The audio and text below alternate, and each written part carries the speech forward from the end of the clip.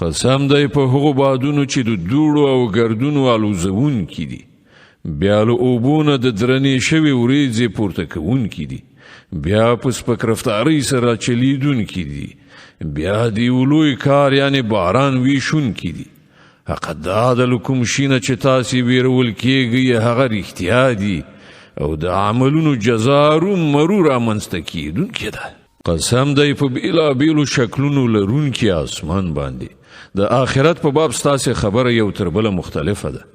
له هغه نه همغه څوک اوړي چې له حق نه ګرځېدلي دي. وژل شول په اټکل او ګمان سره حکم صادرونکي یعنې دروغ ویونکي، هغه کسان چې په جهالت کې غرق او په غفلت کې بیوخه بې فکره دي. پوښتنه کوي د جزا ورځ به نو کله راشي؟ په هغه ورځ به راشي چې کله دوی په اور وازمویل شي. دوی ته به وویل شي اوس د خپلې فتنې خوند وڅکئ. دا همغه شی دی چې د هغې لپاره تاسې بیړه کوله.